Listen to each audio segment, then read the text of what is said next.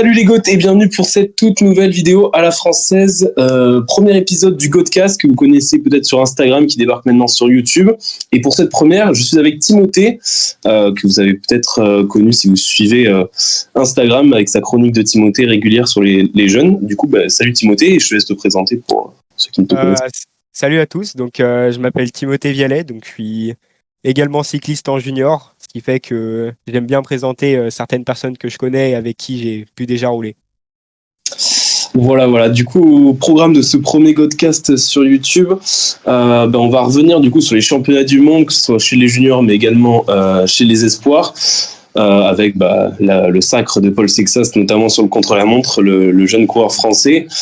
Ensuite, vous aurez l'interview exclusive de Baptiste Grégoire, donc le petit frère de Romain Grégoire, qui était présent dans ces championnats du monde junior et qui a gentiment accepté de répondre à mes questions. Et enfin, on fera un petit point mercato justement sur les jeunes juniors et espoirs qui, pour certains, débarquent en World Tour ou qui signent dans des contis, etc. On fera tout un petit point mercato en fin de vidéo. Du coup, tout de suite pour commencer, on va parler du gros, de l'exploit, on peut le dire, de Paul Sexas il y a maintenant de cela quelques jours, presque, oui, un peu plus d'une semaine. Du coup, Timothée, qu'est-ce que tu en as pensé et est-ce que tu peux nous raconter un petit peu? Je pense que comme beaucoup de personnes, on a tous vu quand même une performance de Paul qui est exceptionnelle parce que normalement il est très fort en contre-la-montre mais pas à ce niveau-là et il s'impose médaille d'or devant tous les meilleurs du monde en contre-la-montre. En plus, notre deuxième français quand même, Louis Chalet, quand même termine 11e, ce qui fait quand même des gros résultats pour l'équipe de France face à toutes les autres nations qui étaient vraiment en forme aujourd'hui. D'ailleurs, on note quand même qu'il y a vraiment des petits écarts sur toute la course, avec il faut quand même attendre jusqu'à la 14e position pour atteindre les 1 minute. Du coup, c'était quand même un chrono assez long et c'est sûr que c'est hyper serré. Paul qui, on l'attendait à faire un bon chrono parce qu'on sait que c'est un plutôt bon rouleur, en tout cas chez les juniors. Mais là, j'étais aussi un peu... c'est pas du tout pour dénigrer, au contraire, la performance de Paul est folle, mais c'est certains aussi favoris qui ont peut-être aussi un petit peu déçu, en tout cas qui étaient peut-être un peu plus favoris que lui. Je pense Albert Philipsen qu'on attendait peut-être un petit peu meilleur, qui finit 6e. Ashley Burry aussi qui aurait pu faire un petit peu mieux. Je pense que tu es assez d'accord, non? Oui, vraiment. Surtout qu'on peut prendre par exemple comme exemple pour Albert Philipsen, qui terminait quand même champion d'Europe de contre-la-montre en junior 1 et qui avait l'air d'être particulièrement en forme ces derniers temps. Donc on pouvait attendre sûrement sur un podium, alors qu'il termine donc même pas dans le top 5. Après, on peut quand même dire qu'il est très proche parce qu'il y a quand même que 24 secondes d'écart avec Paul. Mais ouais, c'est des personnes qu'on attendait quand même à un niveau un petit peu au-dessus. Ouais, et donc c'est la victoire de Paul Sexas devant Jasper Schufs, si je ne me trompe pas, qui lui aussi est très prometteur. Du coup, 2 Belges sur le podium avec Mathis Van Kerkhove, que je me trompe pas. Avec des écarts vraiment peu élevés, parce qu'on a quand même moins de 10 secondes entre les 3 premiers. Et 1 seconde entre le 2e et le 3e. Oui, vraiment serré. On a Louis Chalet, du coup, comme tu disais, que lui aussi, peut-être, on attendait un petit peu plus. Dans un contre-la-montre, on savait que ce contre-la-montre serait un peu ouvert. Il n'y avait pas d'immense favoris. Il n'y a pas un mec qui a écrasé toute la saison les chronos. En tout cas, Louis Chalet, il avait déjà gagné pas mal de chronos. Peut-être un petit peu déçu de sa 11e place, je sais pas. Je pense qu'il est aussi un peu déçu, peut-être lui-même. On pouvait s'attendre à un top 10. Après, il fait quand même une grosse performance, puisqu'il termine quand même à seulement 45 secondes de Paul. Donc sur 25 km, c'est quand même relativement peu.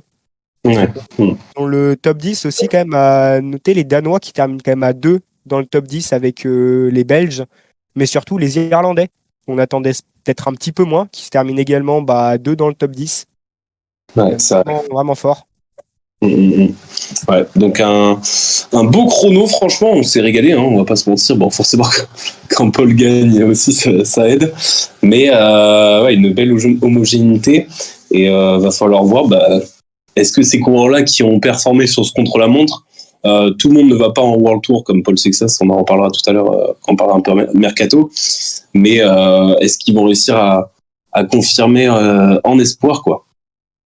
Oui, et puis on attend vraiment de voir, parce que jusqu'à maintenant, la France, c'est pas spécialement un pays avec beaucoup de spécialistes du contre-la-montre. Donc on va peut-être pouvoir connaître un Français qui sera capable de bien payer et de bien rouler. Mais pour ça, il va falloir qu'il conserve ses qualités de rouleur, hein. Donc ce sera intéressant à suivre pour l'année prochaine. Ouais. D'ailleurs, justement, on se penche un peu sur Paul Sexas, c'est parce que, bah, évidemment, tout le monde a parlé que de lui ces dernières semaines, depuis ce titre de champion du monde un peu inattendu. Et après sa saison extraordinaire, est-ce que toi, Paul Sexas, t'es d'accord avec ceux qui disent que c'est potentiellement un mec qui peut gagner un grand tour quand il sera en élite, etc. Ou moi, personnellement, moi, je vais te dire mon avis. Je trouve qu'on va un petit peu vite. Paul a un talent énorme. Moi, je l'adore. Enfin voilà, je lui souhaite que le meilleur. Mais je pense à faire ça, on va faire une Thibaut Pinot comme il y a quelques années, et je pense que c'est contre-productif, quoi. Oui, je suis complètement d'accord parce que donc, on a vu que c'était quand même un coureur aussi qui était très très complet, mais on sait qu'en junior, il y a quand même encore beaucoup de progression à faire pour arriver en World Tour. Et c'est même pas rare, par exemple, de voir un coureur qu'on trouve complet en junior et qui arrivé en World Tour, on va se rendre compte peut-être que Paul, ce sera plus un puncher grimpeur, un peu comme Romain Grégoire, mais que ce sera pas un pur grimpeur et donc qui pourra peut-être spécialement pas l'attendre sur les grands tours d'une semaine, mais peut-être le voir sur des courses comme Liège-Bastogne-Liège ou des classiques un peu montantes ou Ouais, des tours d'une semaine. c'est ça. Ouais. Ok. Bon, je pense qu'on va passer tout de suite au contre-la-montre femme. Elle était favorite. Elle a Peut-être gagné. qu'on aurait pu attendre d'autres qui auraient pu peut-être la concurrencer un peu plus, mais en tout cas, elle a gagné. Kat Ferguson. Je te laisse parler d'elle, mais pour ceux qui Voilà, suivent un petit peu les jeunes catégories, pas trop de surprises, quoi.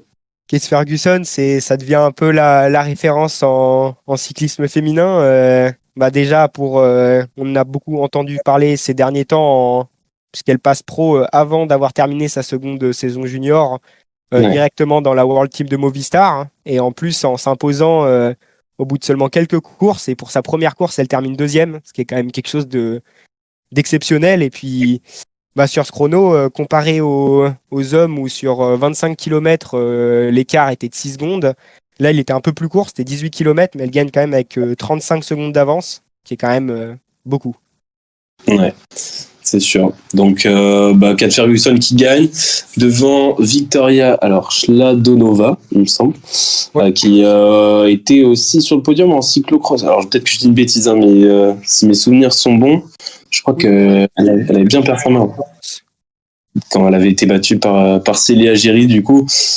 Un peu la déception qui est même pas dans le top 15, comme vous pouvez le voir. Je sais pas du tout s'il lui arrivait des problèmes. C'était assez étonnant parce que pour le coup, on pouvait l'attendre, pas forcément pour matcher Kat Ferguson parce qu'on sait qu'elle est tellement au-dessus, mais tout au long de la saison, elle a toujours été performante dans cet exercice. Là, un peu un jour sans, je pense. Oui, oui. On pouvait l'attendre sur un top 5, même voir si elle était en forme, un podium. Un peu pareil, un petit peu décevante, même si elle termine quand même dans le top 10. Il y a Paula Ostiz pour l'Espagne. Ouais. Elle termine 7e à 1 minute, alors qu'elle était sacrée il y a quelques semaines championne d'Europe de contre-la-montre. Ouais. Donc, on l'imaginait peut-être pas se battre avec Ferguson, mais pour jouer le podium, en tout cas, c'était envisageable. Mais Ouais. Ouais, malheureusement, du coup. dans le top 10. Ouais, pas de français, c'est sûr. Même Amandine Muller, qui est aussi une bonne rouleuse, très bonne crossman aussi, crosswoman, pardon, également aussi, qui fait 12e du coup. Là aussi, peut-être un petit peu déçue. Elle pouvait peut-être viser au moins le top 10, je pense. Mais j'avais vu son interview. Elle avait répondu à nos confrères de Direct Vélo. Elle avait dit que c'était un peu un jour sans pour l'équipe de France, qu'elle était un peu déçue. C'est quand même intéressant à voir la différence d'écart avec les hommes, parce qu'on est sur Ah ouais. un monde qui est plus court, hein, mais où Ouais. c'est beaucoup plus grand comme écart, parce que la 7e est déjà à 1 minute, alors qu'il fallait attendre presque la 15e position, c'est les hommes, pour atteindre la minute. Mais c'est un peu à l'image, je trouve, de cette saison chez les juniors femmes où Kat Ferguson a énormément écrasé la concurrence. Célia Géry était souvent dans les premières, même si là, elle n'est pas dans le top 15. Et on voyait souvent un peu les mêmes. Et après, je pense que la densité, alors c'est peut-être que mon avis, mais je trouve que la densité était un peu moins forte cette année chez les juniors femmes qu'on a vu auparavant, et avec une Kat Ferguson aussi qui a tellement tout écrasé, qui a tellement gagné cette saison que voilà, c'était un peu dur pour les autres. Mais c'est sûr que ces écarts, ouais, sont, par rapport aux garçons, ils sont tellement, tellement plus grands. Oui, c'est sûr. Puis, des gros écarts. On avait, sur même les courses de la saison, on avait l'impression de voir à peu près 5 coureurs. Et puis, Ouais. les autres personnes se battent pour le top 10, mais avec un décalage quand même. Ouais. On va pouvoir passer du coup pour continuer dans ces contre-la-montre, passer peut-être au contre-la-montre des espoirs du coup, avec le sacre du coup d'Ivan Romeo, l'Espagnol, qui sera chez Movistar l'an prochain, du coup en World Tour, qui était déjà en World Tour, je ne savais même pas. Et donc d'ailleurs on en parlera, si on peut en parler d'ailleurs si tu veux, oui, de cette règle du coup des World Tours qui sont quand même là du coup pour les mondiaux, etc. Qu'est-ce que toi t'en penses du coup, parce que bah forcément ils partent avec un avantage, ils s'entraînent avec des pros toute l'année quoi. Alors moi je trouve le problème, je dirais, c'est pas spécialement que certains World Tour roulent quand même en espoir pour les championnats du monde, parce qu'à la fois c'est leur âge, mais donc pour moi ils auraient le droit, mais plus une catégorie où la catégorie espoir elle va jusqu'à presque trop haut. Parce que Ouais. quand on voit des coureurs, par exemple, qui sont en continental de 19 ou 20 ans et qui se battent contre des mecs en World Tour qui sont en World Tour depuis 2 ou 3 ans et qui ont Ouais, 2 ans, il y a un énorme décalage. ouais, c'est sûr, t'as raison. Et du coup, bah, Jacob Soderquist, qu'on avait pas mal vu cette saison. Je me souviens, c'était au Tour de Bretagne, je crois qu'on l'avait pas mal vu aussi en action. Donc, il prend la deuxième place. Yann Christen, du coup, bah, qui est chez Visma, qui est chez UAE, je dis n'importe quoi. Troisième, Alex Segart, le grand favori normalement, qui Un peu est décevant d'ailleurs. très décevant, même on peut le dire, qui met en plus presque à 1 minute. Ouais, qu'est-ce que t'en penses? En plus, il avait, ouais, c'est quand même vraiment étonnant parce que c'était quand même un coureur qu'on avait découvert dans la World Tour, enfin dans la Pro Team de l'Auto Destiny, mais courir en World Tour. Et d'ailleurs, de mémoire, il remporte un chrono sur le Tour de Pologne avec des personnes en World Tour où il y avait vraiment beaucoup de grands coureurs. Hein. Et il termine. C'était le René Witour, je crois. Ah oui, sur le René Tour. Et là, il va terminer à 1 minute et même pas sur le podium. Donc on pouvait quand même s'attendre à. Même si quatrième, c'est une belle place, on s'attendait quand même à mieux. Ouais, même je pense que lui-même attendait mieux, même Darren Rafferty qui est chez IF.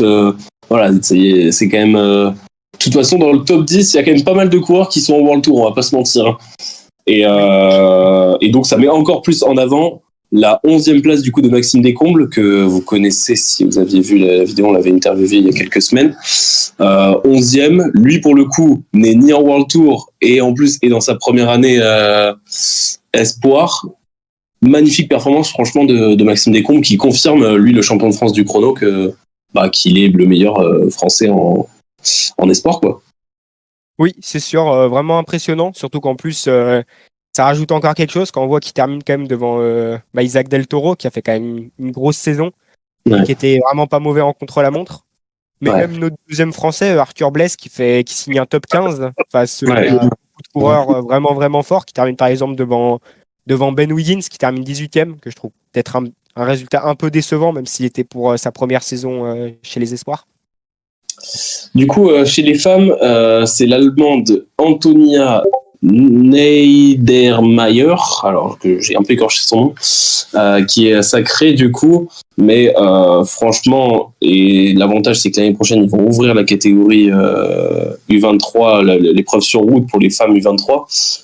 Je trouve ça un peu fou d'avoir eu un tel manque de visibilité pour cette course, et c'est souvent le cas franchement, surtout chez les femmes, avec donc la course qui s'est déroulée pendant la course élite, mais avec un manque de visibilité assez fou.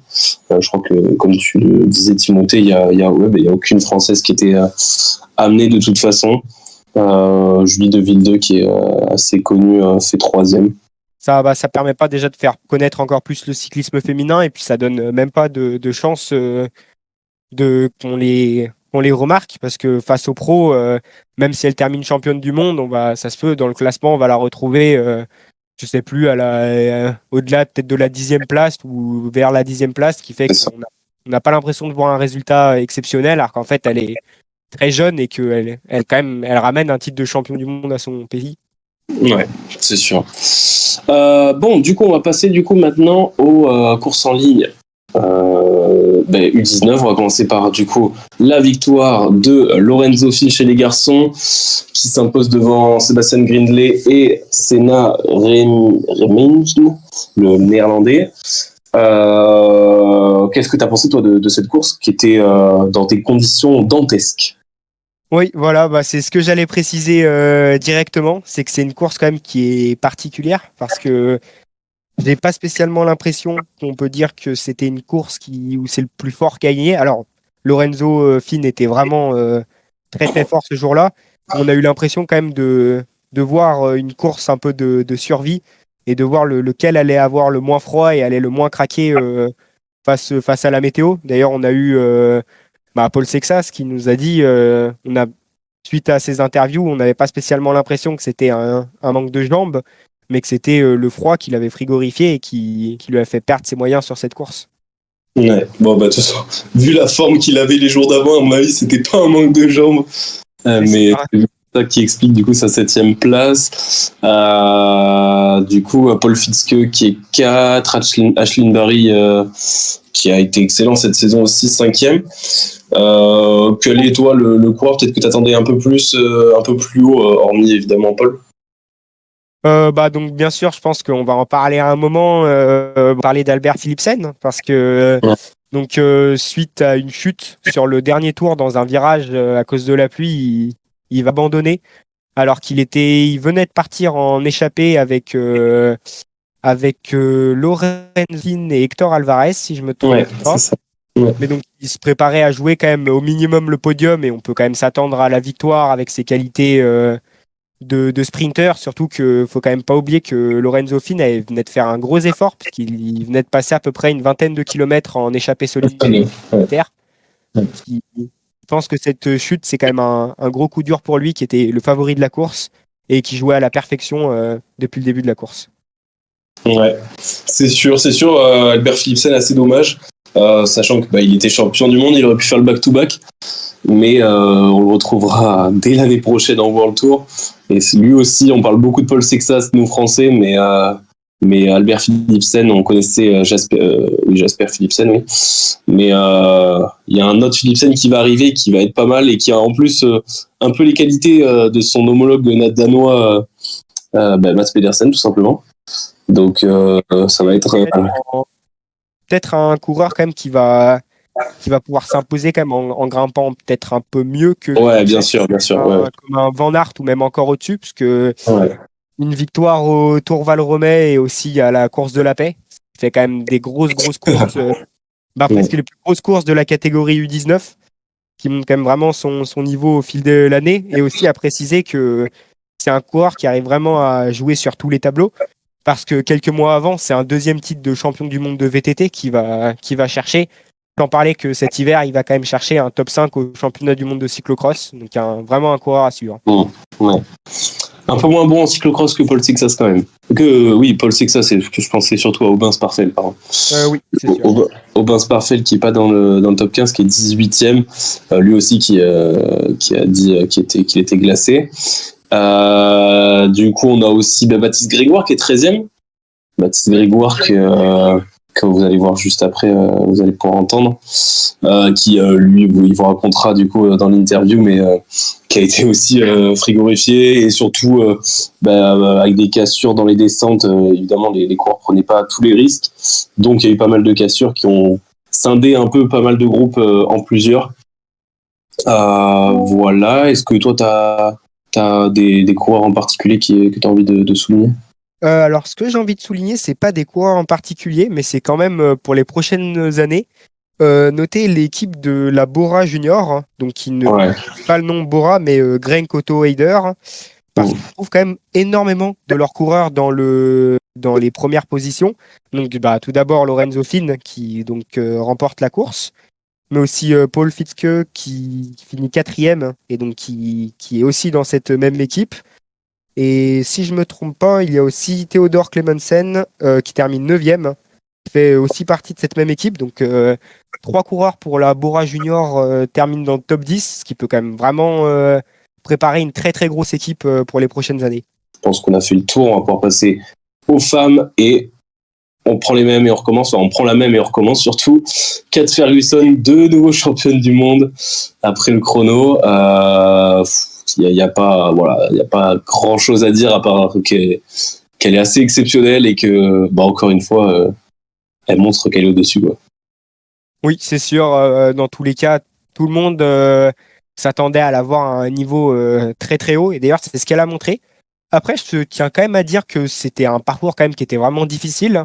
Ouais. C'est une course qui se termine au sprint, puisqu'elle s'impose sur un sprint à 3 devant Paula Ostiz et Victoria Shadanova.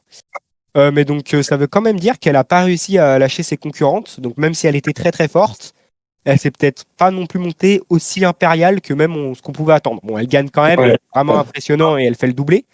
Mais voilà, et on a quand même réussi à lui résister pendant tout au long de la course.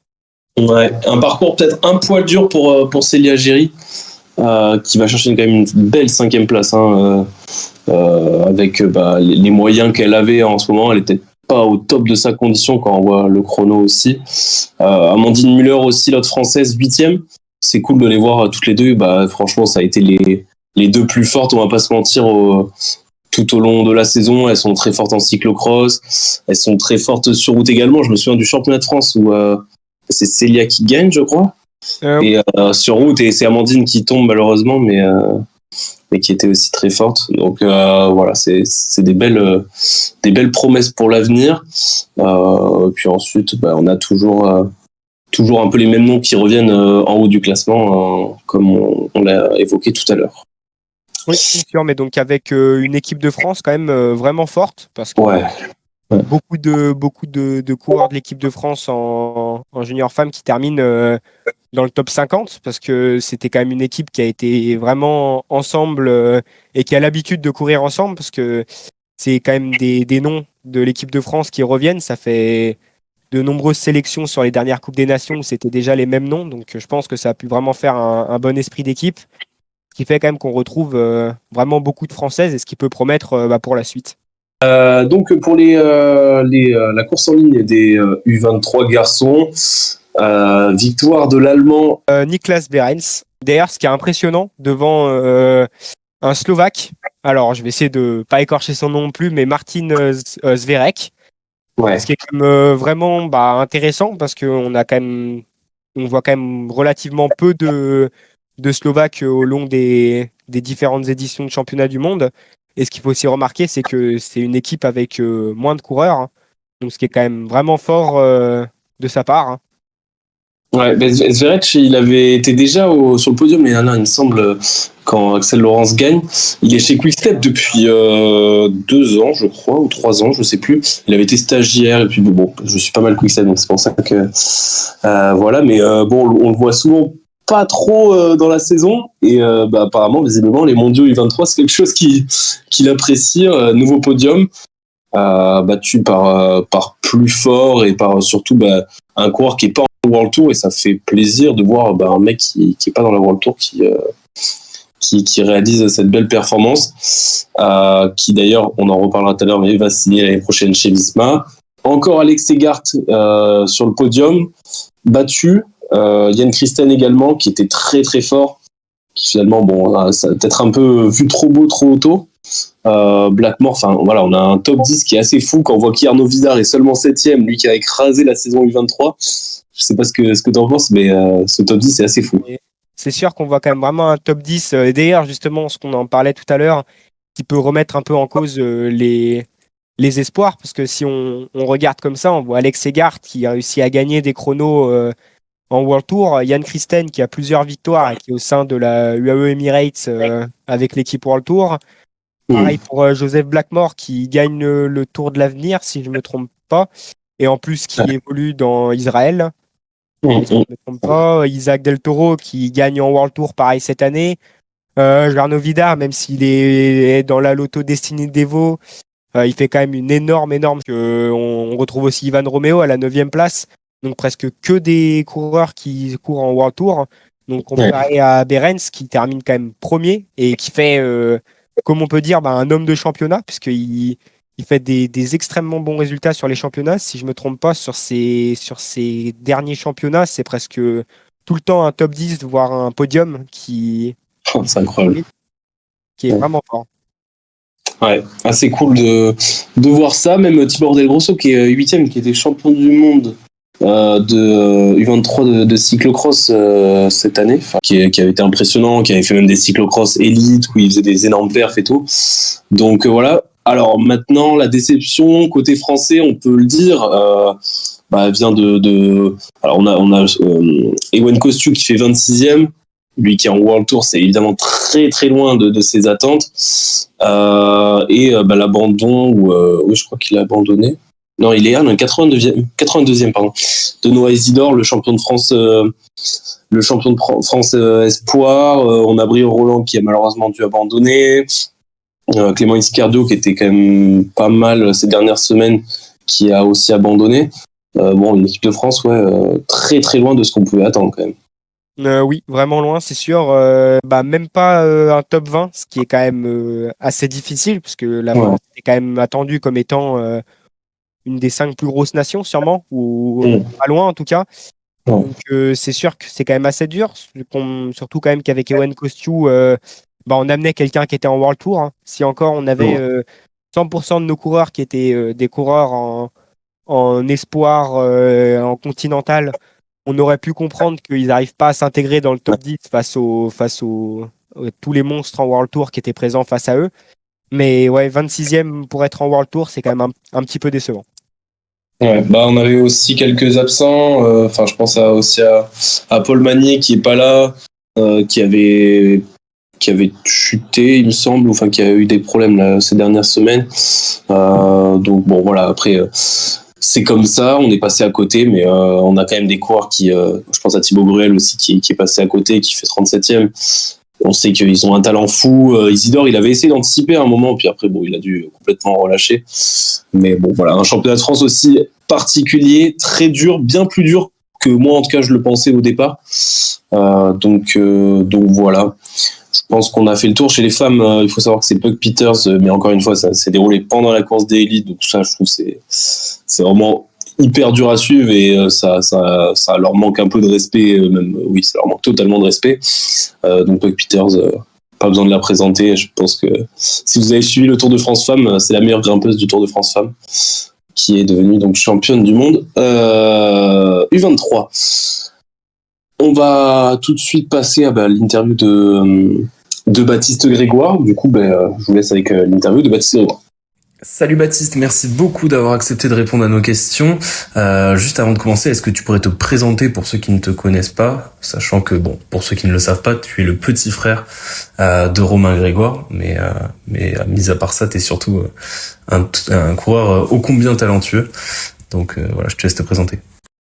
Salut, moi c'est Baptiste Grégoire, j'habite du côté de Besançon, j'ai 18 ans, j'ai fini ma saison de Junior 2 la semaine dernière au championnat du monde, j'étais licencié à l'Amicale Cycliste Byzantine et je faisais également partie du programme junior de la Groupama FDJ. Tu as donc terminé ta 2e saison chez les juniors au sein de l'équipe FDJ U19 avec je crois 5 victoires il me semble. Donc une excellente saison. Qu'est-ce que t'en as pensé toi de cette saison et est-ce que t'en es satisfait tout simplement? Sur ma saison, on va dire que je suis moyennement satisfait. C'est vrai que, comme tu l'as dit, il y a quand même 5 victoires, mais c'est vrai que j'en attendais un petit peu plus sur les grosses courses internationales au niveau UCI, où j'aurais aimé gagner un peu plus, parce que finalement, il y a quand même que très peu de victoires à ce niveau-là. Et il y a aussi pas mal d'objectifs sur lesquels je suis passé à côté, comme par exemple le championnat de France, où je termine quand même assez loin de l'objectif que je m'étais fixé. Donc ouais, une saison pas complètement loupée, mais en demi-teinte à mon goût. En point d'orgue de cette saison, il y a eu les championnats du monde avec pour toi une 13e place, une place vraiment honorable dans les conditions de course que vous aviez. Qu'est-ce que tu as pu ressentir sur cette course? Est-ce que tu étais satisfait? Vous étiez quand même très attendu avec l'équipe de France, avec notamment Paul Sexas, qui allait chercher la 7e place, Aubin Sparfel aussi qui était attendu. Finalement, c'est, on peut dire entre guillemets, un résultat en demi-teinte. Est-ce que vous espériez plus? Et voilà.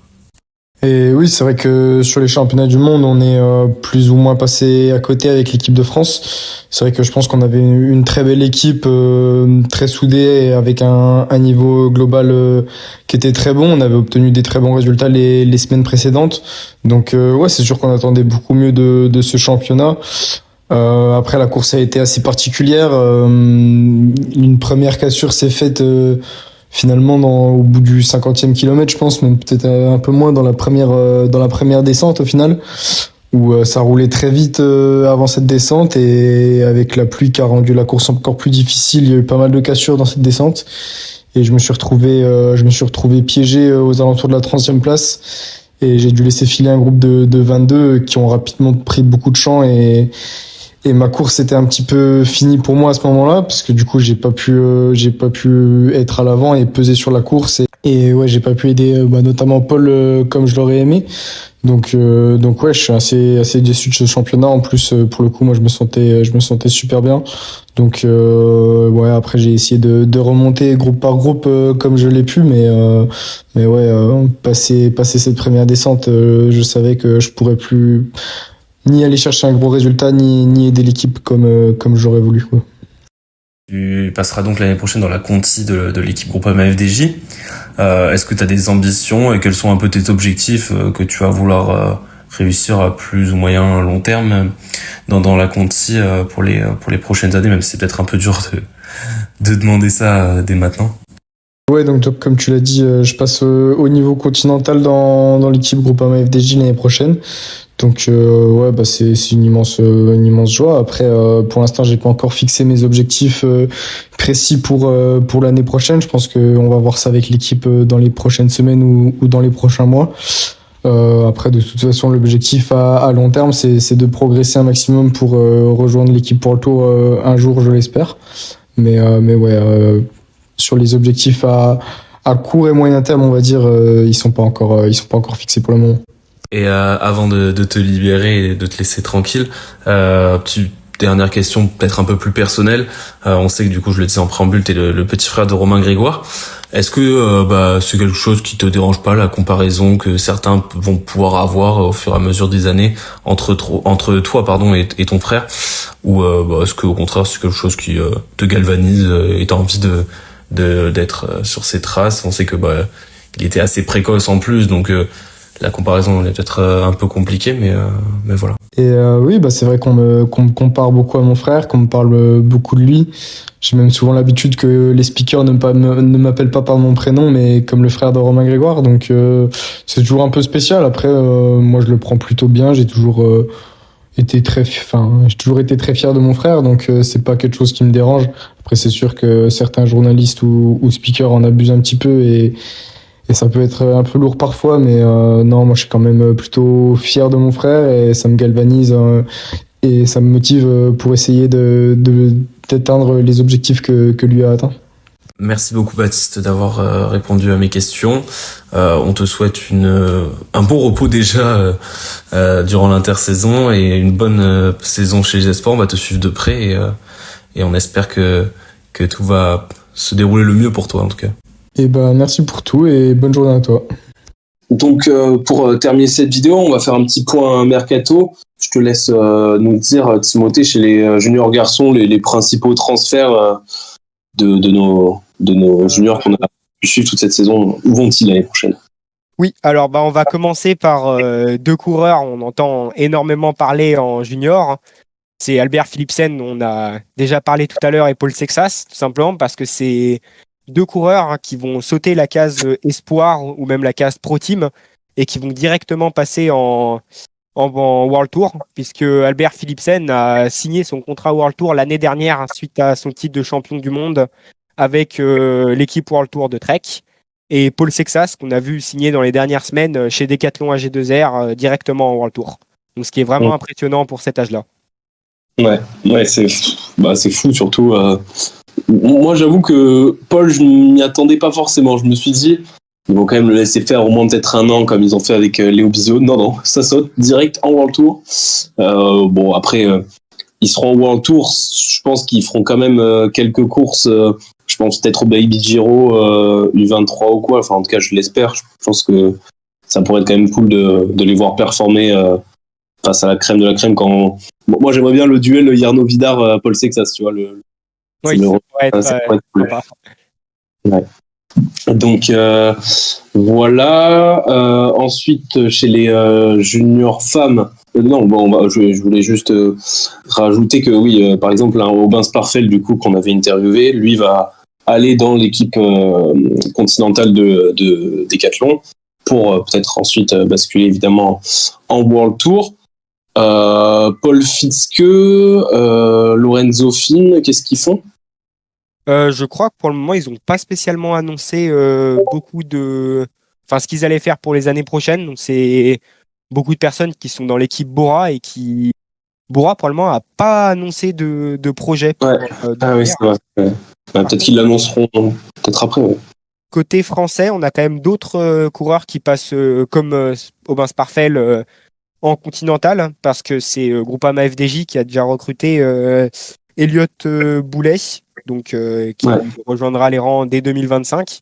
C'est quand même un très très bon coureur qu'il faudra vraiment suivre, en plus de d'ailleurs Baptiste Grégoire que vous venez d'entendre, qui vont rejoindre les rangs de la Continentale.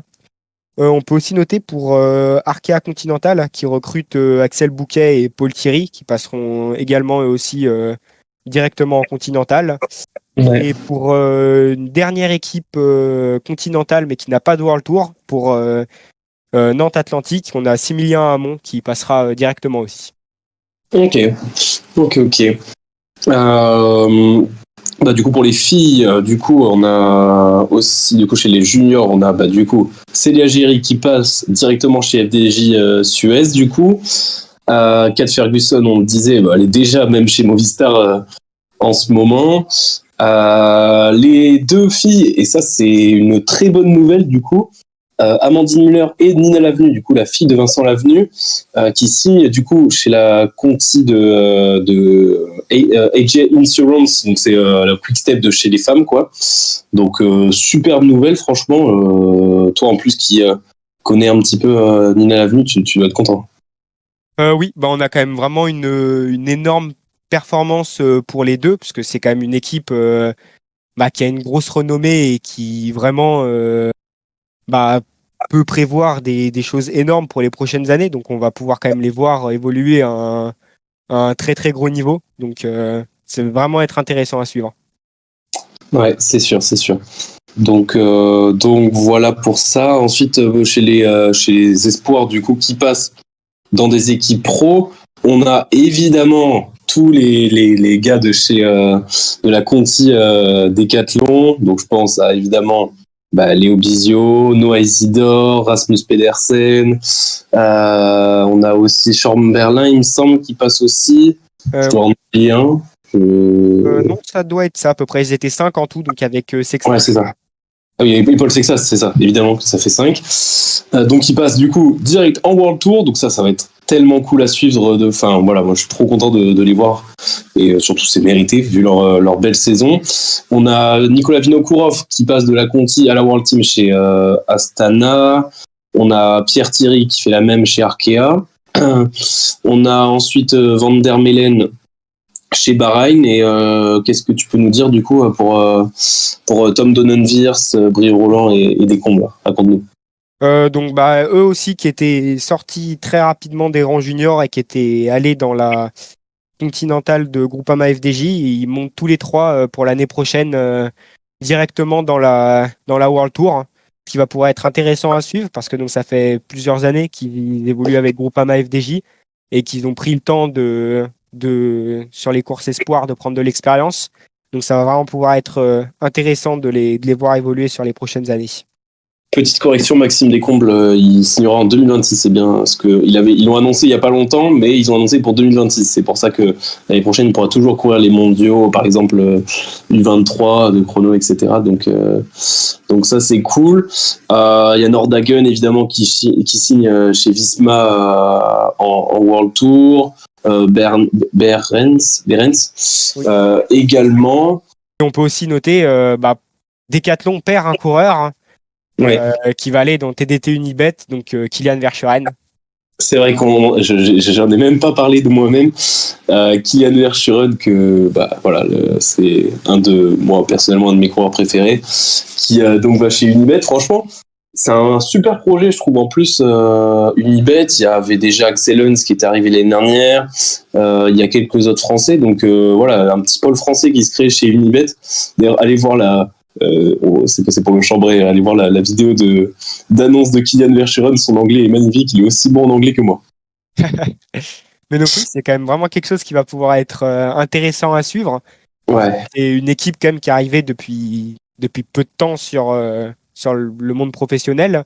Et ils ont déjà quand même recruté 3 coureurs cette année, puisqu'en plus de Kylian Verschuren pour la France, on voit quand même qu'ils ont aussi recruté Sergio Meris et aussi Lucas Kubis. Donc déjà 3 coureurs, hein, ce qui est quand même déjà vraiment bien pour la saison à venir.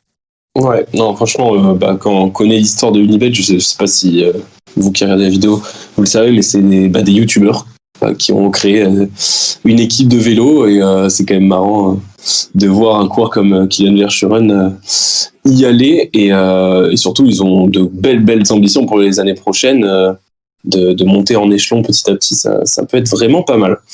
Je pense qu'on a fait le tour de cette vidéo. N'hésitez pas à nous dire si vous avez apprécié ce premier épisode. On va essayer d'en faire. On en fera peut-être un dans quelques semaines pour parler de la saison, le cyclocross aussi qui va arriver chez les jeunes dans quelques semaines et tout. On pourra vous faire d'autres épisodes et puis n'hésitez pas à nous dire votre avis sur Paul Sexas, etc. dans les commentaires. On se retrouve très vite. Merci beaucoup Timothée. Quelle belle première. Oui, content d'être là pour cette première et parler donc des mondiaux quand même qui ont été quelque chose d'impressionnant cette saison à suivre. Ouais. Et salut les cotes.